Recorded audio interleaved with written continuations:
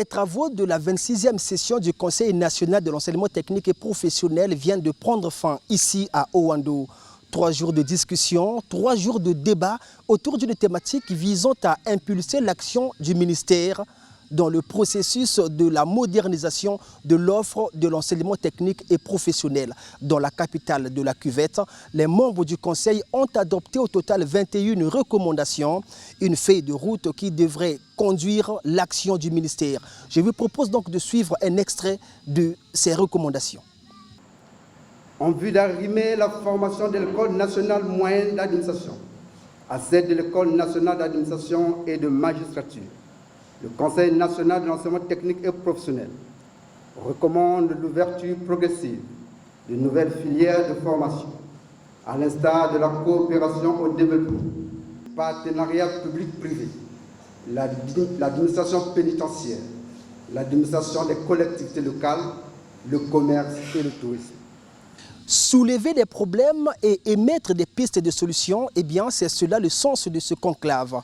Le chemin des réformes étant une fois de plus balisé, reste donc à poursuivre la mise en œuvre de ces recommandations. Justement à propos de cette mise en œuvre, Gisela Thierry Maguessa Ebomé, ministre de l'enseignement technique et professionnel, a appelé au travail.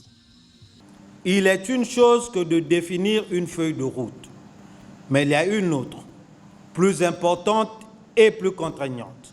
C'est la mise en œuvre des recommandations prises ici. Chacun de nous est interpellé, car il est de notre devoir de redevabilité de construire le cerveau de l'action collective à mener cette année. Le thème de notre session recommande l'action. Le bilan a été fait. Nous capitaliserons les acquis et nous surmonterons les obstacles et les faiblesses. À cet effet, je précise que cette année est celle du travail. C'est pourquoi je vais systématiser les contrôles et inspections, conformément au contrat de performance que chaque responsable des établissements signera avec le ministère, conformément aux objectifs fixés par la présente session. Ils sont tous sortis d'accord de cette initiative, surtout du déroulement des travaux. Participant à cette 26e session ordinaire du Conseil national de l'enseignement technique et professionnel ont donné leurs avis. Nous les avons pris juste à la sortie de la salle. Je sais que l'approche par compétences que j'ai développée est un outil qui a commencé à vivre ici, mais qui peut-être peut évoluer. Et pour cela, si nous l'appliquons correctement, nous ne formerons plus pour former, mais nous formerons des jeunes qui pourront intégrer facilement l'entreprise parce que les professionnels, à travers ces programmes, ont exprimé leurs besoins et compétences.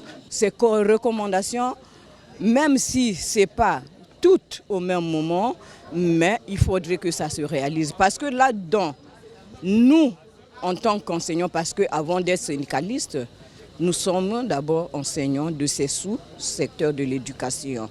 Et nous aussi, nous avons quelque chose à soutirer là-dedans parce que nous avons aussi une promesse, par exemple, de subir des formations, voyez-vous, pour que nous soyons nous aussi à la hauteur de la nouvelle donne. À Owando, la 26e session du Conseil national de l'enseignement technique et professionnel a pris rendez-vous pour une autre localité en 2024, cette fois-là pour la 27e session. Reste donc la rentrée scolaire qui va intervenir dès le 2 septembre sur toute l'étendue du territoire national. Depuis Owando pour Écho du Vrai, Ulrich Adjobi.